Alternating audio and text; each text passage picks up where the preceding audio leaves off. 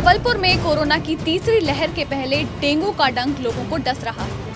आलम यह है कि हर बीतते दिन के साथ ये और भी ज्यादा खतरनाक होता जा रहा है। धीरे धीरे ये अपने पैर पसार रहा है। डेंगू के बढ़ते मामलों से जहां एक तरफ प्रशासनिक महकमे में हड़कंप मचा हुआ है, तो वहीं जनता भी दहशत में आ गई है। जबलपुर में डेंगू के अब तक 250 से ज्यादा मामले सामने आ चुके हैं। इसके बावजूद भी शहर की सफाई व्यवस्था चरमराई हुई है, जबकि सफाई व्यवस्था पर निगम हर महीने करोड़ों रुपए खर्च कर रहा है, लेकिन फिर भी सफाई के हाल बेहाल ही है। वहीं बची हुई कसर ठेकेदार कंपनी और उसके कर्मचारी पूरी कर देते हैं। इसी के चलते शहर में जन जागरूकता रैली निकाली गई है, जिसके माध्यम से लोगों को डेंगू और चिकनगुनिया से सतर्क रहने का संदेश दिया गया है।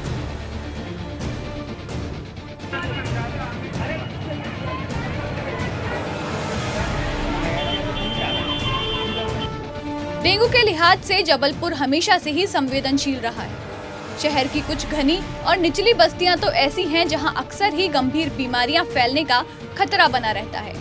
कहने को तो सरकार और विपक्ष दोनों ही जनता के हमदर्द होने का दावा करते हैं, लेकिन हालातों को सुधारने के लिए कोई एक्शन नहीं लिया जाता है। दिलचस्प बात तो ये है कि जबलपुर को स्मार्ट सिटी बनाने में दिन रात एक करने वाला नगर निगम मच्छरों से निपटने पर हर साल 1 करोड़ रुपए करीब खर्च करता है, लेकिन इसके उलट मच्छरों का आतंक कम होने का नाम नहीं ले रहा। निश्चित रूप से वर्तमान मौसम में वायरल और डेंगू के केस कुछ बढ़े हैं, क्योंकि ये एक सीज़न होता है जिसमें मच्छर ब्रीड ज़्यादा करते हैं। तो पहला स्वास्थ्य विभाग का ये फोकस होता है कि हम उनका ब्रीडिंग सोर्स अलग करें। ब्रीडिंग सोर्स नॉर्मली चूँकि ये डे बाइटर है और साफ पानी का मच्छर होता है, तो इसकी जो ब्रीडिंग प्लेस होते हैं वो हमारे घर के अंदर या घर के आजू बाजू में ही रहते हैं। इसलिए आम जनता से हम ये अपील करते हैं, क्योंकि ये जन सहयोग से ही हो सकता है, इसलिए अपने घरों में वो हफ्ते में एक बार ज़रूर देखें कि उनके यहाँ कूलर में पानी तो नहीं है। यदि पानी है तो उसको साफ़ करके सुखा के फिर नया पानी भरें। छत पे बहुत सारा अनुपयोगी सामान पड़ा रहता है जिसको हम लोग ध्यान नहीं देते हैं, और उसमें वर्षा का पानी डिपॉजिट होने लगता है और उसमें ये मच्छर के लार्वा पनपने लगते हैं। छतों में हमारे यहाँ हम लोगों की एक आदत है, टायर पड़े हैं, कुछ और चीज़ें पड़ी हैं, गमलों में हम लोग ध्यान नहीं देते हैं, नीचे से पानी नहीं निकल पाता है और ऊपर पानी भरने लगता है, इसमें भी ब्रीडिंग होती है। तो आम जनता से हम ये अपील करते हैं कि यदि वो हफ्ते में एक बार 10 मिनट अपने ऊपर खर्च करें, अपने घर को देखें, कहीं कहीं पानी का जमाव तो नहीं हो रहा है, छत पे कहीं पानी का जमाव नहीं हो रहा है, तो इस बीमारी से निश्चित रूप से बचा जा सकता है। दरअसल जबलपुर नगर निगम ने एसएल कंपनी को 6 साल पहले डोर टू डोर कचरा कलेक्शन के लिए करोड़ों रुपए का ठेका दिया था, लेकिन आलम यह है कि कचरा उठाने वाली 400 गाड़ियों में से ज्यादातर गाड़ियां खड़े खड़े ही खराब होने लगी हैं, जिसका नतीजा ये है कि शहर में जगह जगह कचरे का अंबार लग गया है और कचरे से आ रही बदबू से आम आदमी का जीना मुश्किल हो गया है। इस गंदगी की वजह से शहर में डेंगू जैसी जानलेवा बीमारी लगातार फैल रही है।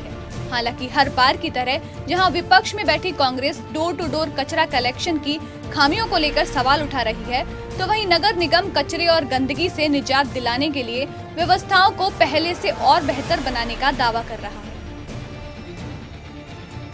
देखिए, डोर टू डोर कचरा प्रणाली जो है वो तो जबलपुर शहर के लिए वैसे भी सफ़ेद हाथी साबित हो गई।